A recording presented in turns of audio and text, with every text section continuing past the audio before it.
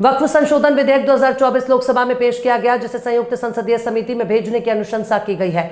संविधान की धारा 29 हर धर्म को स्वतंत्रता देता है, जिसे केंद्र की सरकार द्वारा एक साजिश के तहत खत्म करने की साजिश रची जा रही है, जो कहीं से भी न्यायोचित नहीं है। ये बातें राजा कंड मीर कासिम समिति के अध्यक्ष जफर अहमद ने विधेयक के विरोध प्रदर्शन में काला बिल्ला लगाकर आयोजित सभा को संबोधित करते हुए कहा कि जिस संपत्ति को हमारे पूर्वजों के द्वारा मस्जिद, कब्रिस्तान यानी के लिए वक्फ कर दिया और उसे देखभाल के लिए सरकार द्वारा वक्फ बोर्ड का गठन किया और उसे पंजीकृत कर पारदर्शिता के साथ संचालित किया जा रहा है, ये बात केंद्र की सरकार को हजम नहीं हो रही है। अब उसमें वक्फ संशोधन विधेयक 2024 को लगाकर अल्पसंख्यक के बीच बेचैनी पैदा कर दी, जबकि वक्फ एक्ट 1995 बनकर तैयार है और उस पर काम भी किया जा रहा है। लेकिन जहां नए विधेयक के तहत जब हमारी जमीनों की देखभाल की जिम्मेदारी दूसरे धर्म के लोगों को भी होगी, तो क्यों नहीं सरकार मंदिर कमेटी, गुरुद्वारा कमेटी और अन्य धार्मिक कमेटी में अल्पसंख्यकों को क्यों नहीं रखती।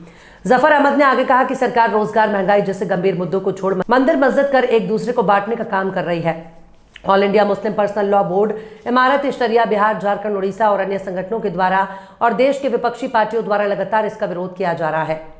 4TV के लिए अतर खान की रिपोर्ट। देखिए, वक्फ एक्ट जो लाया जा रहा है, जो विधेयक लाया जा रहा है 2024, उसके विरोध में हम लोगों ने प्रदर्शन यहाँ पे किया है काला बिल्ला लगा करके। केंद्र सरकार लगातार इस तरह का बार बार अल्पसंख्यकों के साथ खास तौर से जो है नाइंसाफ़ी करती रही है। कभी तलाक के नाम पर, तब कभी मस्जिद मंदिर के नाम पर, कभी लड़ाने का बराबर काम करती रहती है। ये ऑलरेडी 1995 का वक्फ एक्ट बना हुआ है और उसके बावजूद इसमें तरमीम करना, इसमें बदलाव करना, इसमें कुछ से कुछ करते रहना, ये सरकार की एक नीति बन गई है।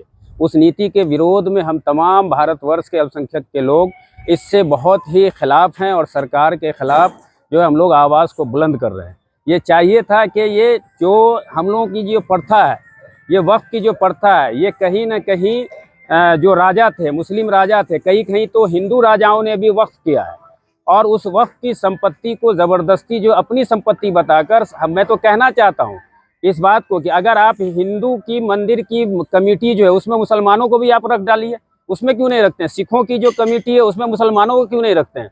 सिर्फ वक्फ की कमेटी में ही गैर मुस्लिमों को यानी कि हिंदू भाई को रख रहे हैं। हम हिंदू भाई के खिलाफ नहीं जाना चाह रहे हैं। मैं बांग्लादेश में जो भी हो रहा है, जो वहाँ पे हिंदू अल्पसंख्यक है, मैं उसके बिल्कुल खिलाफ हूँ। मैं उसकी घोर निंदा करता हूँ कि इस तरह से वहाँ पर जो है नाजेबा हरकत हिंदू भाइयों के साथ किया जा रहा है, जो कि नहीं किया जाना चाहिए था।